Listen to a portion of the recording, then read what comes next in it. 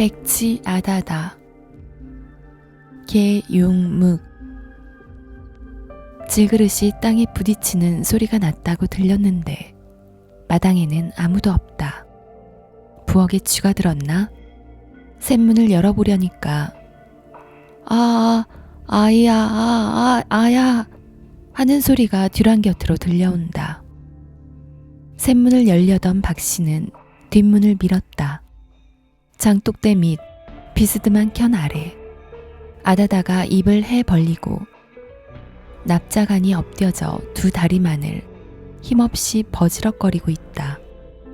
그리고 머리편으로 한 발쯤 나가선 깨어진 동이 조각이 질서 없이 너저분하게 된장 속에 묻혀 있다. 아이고 태나, 무슨 소린가 했더니 인연이 동해를 또 잡았구나. 인연아, 너더러 된장 풀에든 풀에? 어머니는 딸이 어딘가 다쳤는지 일어나지도 못하고 아파하는데 가는 동정심보다 깨어진 동이만이 아깝게 눈에 보였던 것이다. 어마, 아다.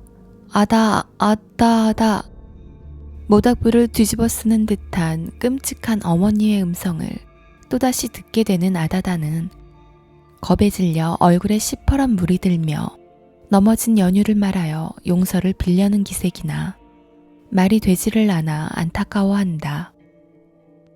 아다다는 벙어리였던 것이다. 말을 하려할 때에는 한다는 것이 아다다 소리만이 연거푸 나왔다. 어찌어찌 가다가 말이 한마디씩 제법 되어 나오는 적도 있었으나 그것은 쉬운 말에 그치고 만다. 그래서 이것을 조롱삼아 확실이라는 뚜렷한 이름이 있음에도 불구하고 누구나 그를 부르는 이름은 아다다였다. 그리하여 이것이 자연히 이름으로 굳어져 그 부모네까지도 그렇게 부르게 되었거니와 그 자신조차도 아다다 하고 부르면 마땅히 들을 이름인 듯이 대답을 했다.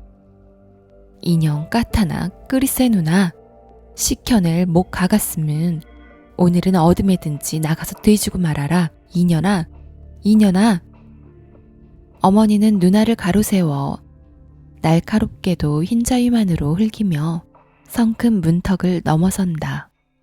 아다다는 어머니의 손길이 또 자기의 끌채를 감아줄 것을 연상하고 몸을 겨우 뒤제비꼬아 일어서서 절룩절룩 굴뚝 모퉁이로 피해가며 어쩔 줄을 모르고 일병 고개를 좌우로 둘러살피며 아연하게도 엄마, 다 하고 부르짖는다. 다시는 이를 아니 저지르겠다는 듯이, 그리고 한 번만 용서하여 달라는 듯 싶게. 그러나 사정 모르는 채 기어코 쫓아간 어머니는 이년 어서 되대라. 되디기 싫건 시집으로 당당 가가라. 못 가간? 그리고 주먹을 귀 뒤에 넣은 짓이 얼매고 마주선다. 순간 주먹이 떨어지면 하는 두려운 생각에 오싹하고 끼치는 소름이 뒤에 놓은 닭같이 전신에 돋아나는 두드러기를 느끼는 찰나 턱 하고 마침내 떨어지는 주먹은 어느새 끌채를 감아주고 갈치자로 흔들어댄다. 아다, 엄마. 아다다는 떨며 빌며 손을 몬다. 그러나 소용이 없다. 한번 손을 댄 어머니는 그저 죽어 싸다는 듯이 자꾸만 흔들어댄다. 하니 그렇지 않아도 가꾸지 못한 텁스룩한 머리는 물결처럼 흔들리며 구름같이 피어나선 얼크러진다. 그래도 아다다는 그저 빌 뿐이요. 조금도 반항하려고는 않는다. 이런 일은 거의 날마다 지내보는 것이기 때문에 한데야 그것은 도리어 매까지 사는 것이 됨을 아는 것이다. 집의 일이 아무리 꼬여 돌아가더라도 나 모르는 채 손 싸매고 들어앉았으면 오히려 이런 봉변은 아니 당할 것이 가만히 앉았지는 못했다. 선천적으로 타고난 천치에 가까운 그의 성격은 무엇인지 힘에 붙이는 노력이 있어야 만족을 얻는 듯 했다. 시키건 안 시키건 허라나 힘차나 가리는 법이 없이 하여야 될 일로 눈에 띄기만 하면 몸을 아끼는 일이 없이 하는 것이 그였다. 그래서 집안의 모든 고된 일은 실로 아다다가 혼자서 치워놓게 된다. 그러나 어머니는 그것이 반갑지 않았다. 둔한 지혜로 차부 없이 뼈가 부러지도록 몸을 돌보지 않고 일종 모험에 가까운 짓을 하게 되므로 그 반면에 따르는 실수가 되려 일을 저질러 놓게 되어 그릇 같은 것을 깨쳐먹는 일은 거의 날마다 있다 하여도 오를 정도로 있었다. 그래도 아다다의 힘을 빌지 않고는 집안일을 못 치겠다면 모르지만 그는 참내를 하지 않아도 행랑에서 차근차근히 다 해줄 일을 쓸데없이 가로맡아선 일을 저질러 놓고 마는데 그 어머니는 속이 상했다. 본시 시집을 보내기 전에도 그 버릇은 지금이나 다름이 없어 벙어리인 데다 행동까지 그러하였으므로 내용 아는 인근에서는 그를 얻어가려는 사람이 없었다. 그리하여 19 고개를 넘기도록 처묻어두고 속을 태우다 못해 기쁘로 논 한섬치기를 쳐넣어 똥치듯 치워버렸던 것이 그만 5년이 머다 다시 쫓겨와 시집에는 아예 갈 생각도 아니하고 하루 같은 심화를 올렸다. 그래서 어머니는 역겨운 마음에 아다다가 실수를 할 때마다 주리떼를 내리고 참내를 말하건만 그는 참는다는 것이 그 당시뿐이요. 남이 일을 하는 것을 보면 속이 쏘는 듯이 슬근히 나와서 곁을 슬슬 돌다가는 손을 대고 만다. 바로 사흘 전엔가도 무명을 할 때 활짝 다른 소뚜껑을 차부 없이 맨손으로 열다가 뜨거움을 참지 못해 되는 대로 집어엎는 바람에 그만 자배기를 깨쳐서 욕과 매를 한못해 겪고 났었건만 어제 저녁 행랑 색시더러 오늘은 묵은 된장을 옮겨 담아야 되겠다고 이르는 말을 어느 겨를에 들었던지 아다다는 아침밥이 끝나자 어느새 나가서 혼자 된장을 퍼나르다가 그만 또 실수를 한 것이었다. 못 가간? 시집이 못 가간? 인연 못 가갔음 죽어라. 붙잡았던 머리를 힘차게 휙 두르며 밀치는 바람에 손에 감겼던 머리카락이 끊어지는지 빠지는지 무뚝 묻어나며 아다다는 비칠비칠 서너 걸음 물러난다.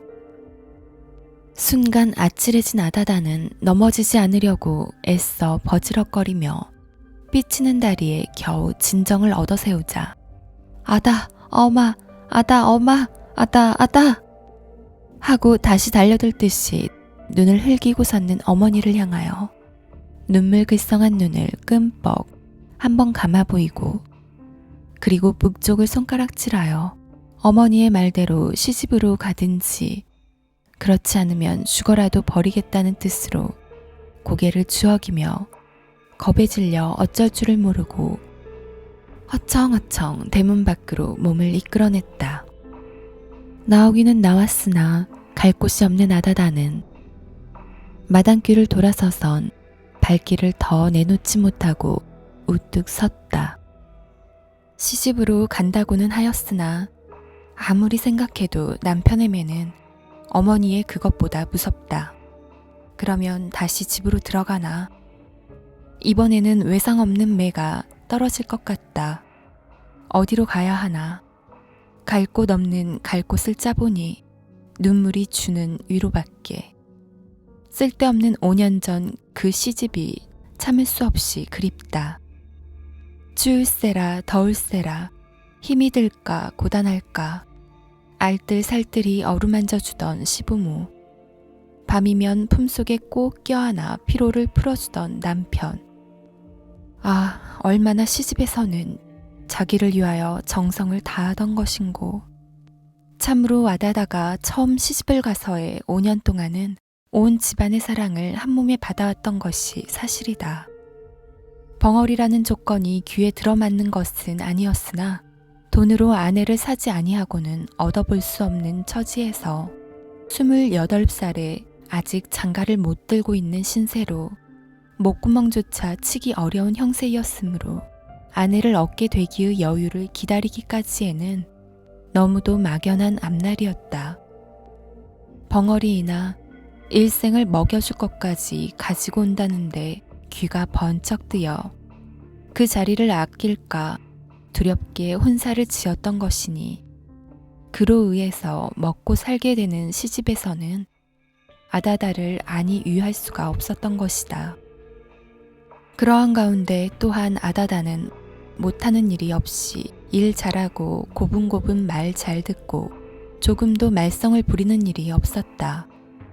그래서 생활고가 주는 역겨움이 쓸데없이 서로 눈독을 짓게 하여 불쾌한 말만으로 큰 소리가 끊일 새 없이 오고 가던 가족은 일시에 봄비를 맞는 동상같이 화락의 웃음에 꽃이 피었다. 원래 바른 사람이 못 되는 아다다에게는 실수가 없는 것이 아니었으나 그로 의해서 밥을 먹게 되는 시집에서는 조금도 역겹게 안 여겼고 되레 위로를 하고 허물을 감추기에 서로 힘을 썼다. 여기에 아다다가 비로소 인생의 행복을 느끼며 시집가기 전 지난날 어머니 아버지가 쓸데없이 자식이라는 구실 밑에 아니 되레 가문을 더럽히는 앙화자식이라고 사람으로서의 푼수에도 넣어주지 않고 박대하던 일을 생각하고는 어머니 아버지를 원망하는 나머지 명절목이나 재향 때이면 시집에서는 그렇게도 가보라는 친정이었건만 이를 악물고 가지 않고 행복 속에 묻혀 살던 지나간 그날이 아니 그리울 수가 없을 게다. 그러나 그날은 안타깝게도 다시 못 올 영원한 꿈속에 흘러가고 말았다. 해를 거듭하며 생활의 밑바닥에 깔아놓았던 한 섬지기라는 걸음이 차츰 그들을 여유한 생활로 이끌어 몇백 원이란 돈이 눈앞에 굴게 되니 까닭없이 남편 되는 사람은 벙어리로서의 아내가 미워졌다. 조그만 실수가 있어도 눈을 흘겼다. 그리고 매를 내렸다. 이 사실을 아는 아버지는 그것은 들어오는 복을 차버리는 짓이라고 타이르나 듣지 않았다. 그리하여 부자 간의 충돌이 때때로 일어났다. 이럴 때마다 아버지에게는 감히 하고 싶은 행동을 못하는 아들은 그 분을 아내에게로 돌려 풀기가 일쑤였다. 이년 보기 싫다. 내 집으로 가거라. 그리고 다음에 따르는 것은 매였다. 그러나 아다다는 참아가며 아내로서의 그리고 며느리로서의 임무를 다했다.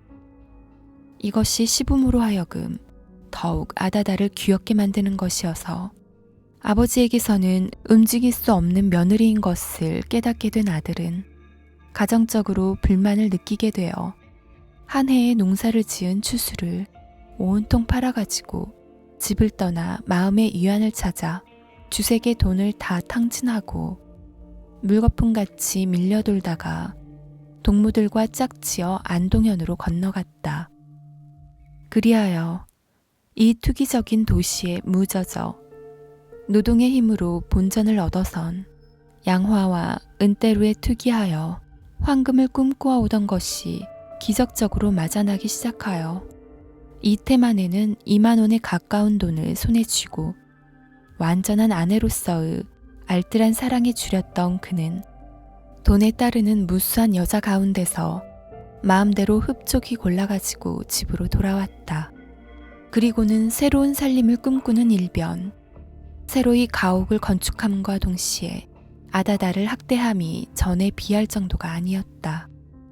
이에는 그 아버지도 명민하고 인자한 남부끄럽지 않는 뻐젓한 새 며느리에게 마음이 쏠리는 나머지 이미 생활은 걱정이 없이 되었으니 아다다의 기쁘로서가 아니라도 유족한 앞나르 생활을 내다볼 때 아들로서의 아다다에게 대하는 태도는 소모도 마음에 거슬리는 것이 없었다.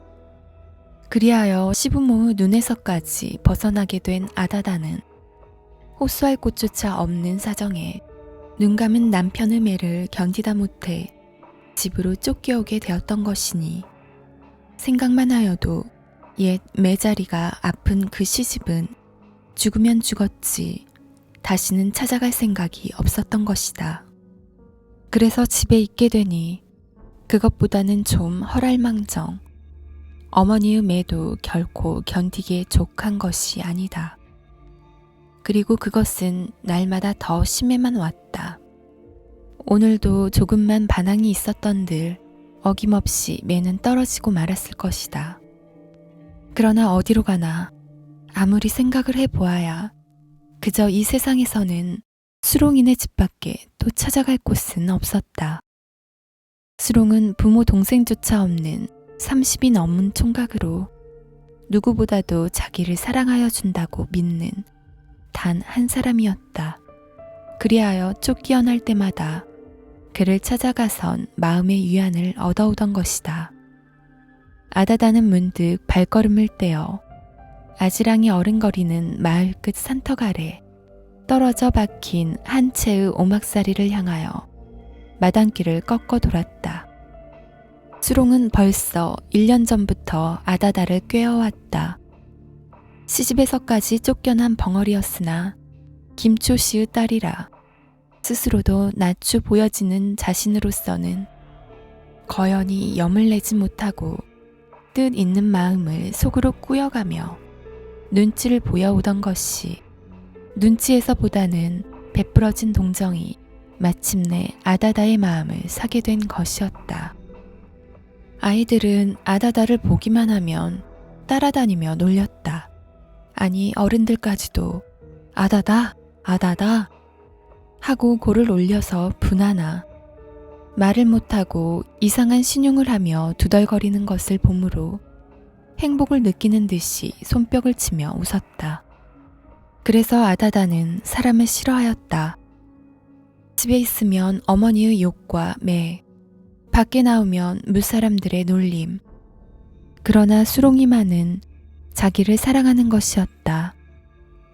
아이들이 따라다닐 때에도 남 안이 말려주는 것을 그는 말려주고 그리고 애에 터질 듯한 심정을 풀어주는 것이었다. 그리하여 아다다는 마음이 불편할 때마다 수롱을 생각해오던 것이 얼마 전부터는 찾아다니게까지 되어 동네의 눈치에도 어느덧 오른 지 오랬다. 그러나 아다다의 집에서도 그 아버지만이 지체를 가지기 위하여 깔맵게 아다다의 행동을 경계하는 듯하고 그 어머니는 도리어 수롱이와 배가 맞아서 자기 눈앞에 보이지 아니하고 어디로든지 달아났으면 하는 눈치를 알게 된 수롱이는 지금에 와서는 어느 정도까지 내어놓다시피 그를 사귀어 온다. 아다다는 제 집이나처럼 서슴지도 않고 달려오자마자 수롱이네 집 문을 벌컥 열었다. 아다다. 수롱은 의외에 벌떡 일어섰다. 너 또 울었구나. 울었다는 것이 창피하긴 하였으나 숨길 차비가 아니다. 호소할 길 없는 가슴 속에 꽉 찬 서름은 수롱이의 따뜻한 위무가 어떻게도 그리웠는지 모른다. 방 안에 들어서기가 바쁘게 쫓겨난 이유를 언제나 같이 낱낱이 고했다. 다시는 집으로 가디 말고 나하고 둘이서 살아, 응? 그리고 수롱은 의미 있는 웃음을 벙긋벙긋 웃으며 아다다의 등을 척척 두드려 달랬다. 오늘은 어떻게 해서든지 자기의 것으로 영원히 만들어보고 싶은 욕망에 불탔던 것이다. 그러나 아다다는 무서 아다다다 하고 그렇게 한다면 큰일 난다는 듯이 눈을 둥그렇게 뜬다. 집에서 학대를 받고 있느니 보다는 수롱의 사랑 밑에서 살았으면 오죽이나 행복되랴.